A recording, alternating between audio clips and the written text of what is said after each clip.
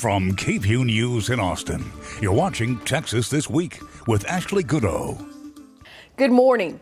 A group of Democrats in Congress has questions about the federal government's response to the deadly flooding in Texas, including Congressman Greg Casar from Austin.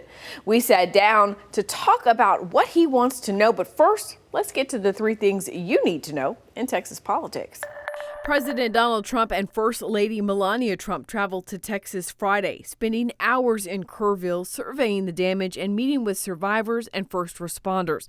The president and First Lady then spoke at a roundtable with Texas Governor Greg Abbott and several other federal, state, and local leaders, saying the federal government is doing everything it can to assist the state in rescue and recovery. Responding to the deadly Hill Country flooding tops the list of things Governor Greg Abbott wants lawmakers to address in the special session. This week, he released the topics lawmakers can pass bills on. It's an ambitious list, 18 topics to cover in just 30 days, including redrawing the lines of congressional district maps, a request from the White House. That's one that Democrats are vowing to fight, and it's already the source of a legal fight. After 38 years of marriage, State Senator Angela Paxton filed for divorce from Attorney General Ken Paxton, citing adultery.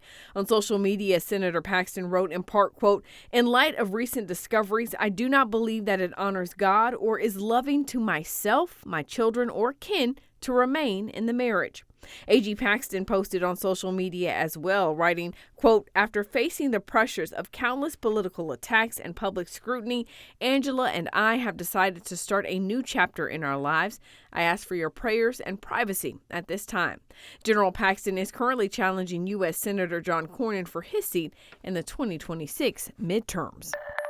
U.S. Representatives Greg Casar and Jasmine Crockett from Texas, together with Congressman Robert Garcia from California, sent 3 letters demanding an investigation into the action federal agencies took during the July 4th flooding. Congressman Casar, who represents part of Austin, joined me to talk about what he wants to know. Tell us a little bit about what answers you're looking for. Well, Texans deserve answers about what went right, what went wrong, and what needs to change about the federal response to these devastating floods in Central Texas. And there's new reports that the DHS Secretary, Kristi Noem, waited 72 hours before signing off on search and rescue. And that's just far too long. So we need to make sure that there are real answers for Texans, that this doesn't get swept under the rug. And that's why I, as a member of the Oversight Committee, am asking the Inspector General here over the department to look into this. We need an independent look at this. That way, nothing gets swept under the rug, and we can learn what we need to learn for accountability, but also to keep us safe in the future. When you think about the resources that the Department of Homeland Security has in times of disaster like this, how critical are those resources in getting them out in a timely manner? FEMA is a critical agency in this country. And for a long time, I've spoken out against the dismantling of FEMA. In these floods, we know that the water rose so quickly. And so matters of minutes make an enormous difference. Every minute could save lives. And in this case, hearing that the DHS Secretary waited 72 hours before authorizing search and rescue creates big questions. And we need transparency from this administration. It's not about politics.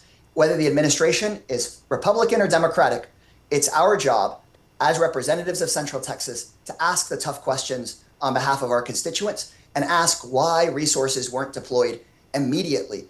The policy that the new secretary under Donald Trump has put in place is that she wants to sign off on every expense over $100,000. But when there's a critical emergency in the middle of the night, we should be rethinking policies like that so that we can get search and rescue out within 72 seconds, not within 72 hours. I want to talk to you about her response. What have you heard from her thus far? Obviously, you're calling for an investigation, but what have you heard from her thus far about what took so long, why she waited? Secretary Noem did an interview today on Fox and Friends in which she called these reports coming in. These reports are coming from her own employees and own officials speaking to the news, but she called this CNN fake news. Look, this shouldn't be about politics. This shouldn't be about going and calling things fake news. We have over 100 people dead, too many of them children, over 100 people missing. We need to be serious about this, make sure that we are completely transparent, recognize the things that went right. We need to thank the brave first responders that saved so many lives.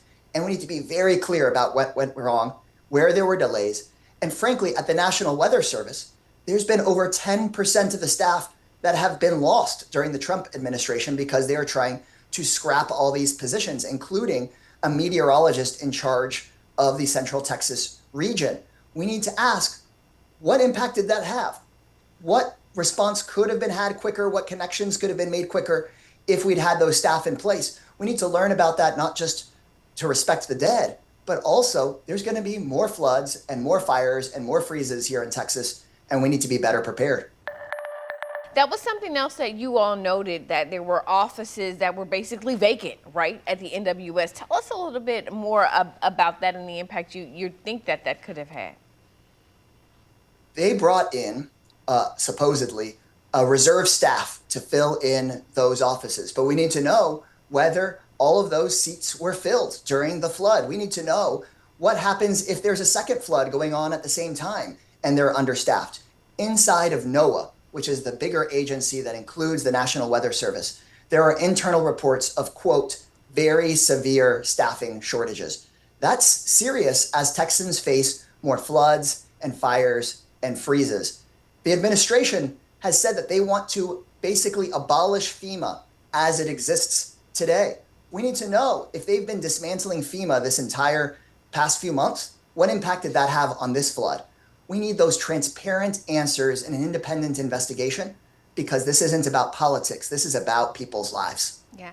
When we think about some of that, I think there are a lot of questions right now with not very clear answers about when alerts were made, when alerts went out, when people were told that they should be moving and getting out, seeking higher ground. What do you know about that? What are you able to share with us about that information?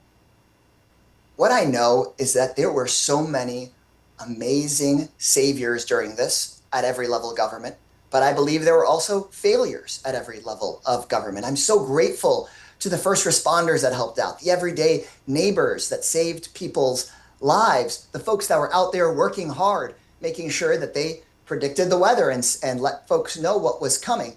But then it seems that there were also failures at every level of government. And as the federal representative, one of the federal representatives here in Central Texas, I want to make sure that if there were every single failure that might have existed, especially at our level of government, that sees the light of day, because that's the only way we can have accountability. That's the only way that we can improve, and that's the only way that we save lives moving forward. So what I know is essentially what the public knows, because so much has been tried to be swept under the rug, and it's our job to not just wait a few weeks or a few months and then let folks sort of move along by the time there's the next flood. We need to ask for this investigation right now while it's fresh on people's minds, and we need to encourage whistleblowers, both at the local, state, and federal level, to come forward and tell us what they saw, because we know that there's going to be more floods and more fires. I mean, I represent the Dove Springs area. We know that more floods could come in the fall or the next year. We can't be found unprepared by this because we don't want to face some embarrassment. Yeah. Tell us what you expect to happen now. You all have sent this letter out. What are the next steps? What do you anticipate, and when could you get some answers? I've made the request for this independent investigation alongside the top Democrat on the Oversight Committee, Robert Garcia.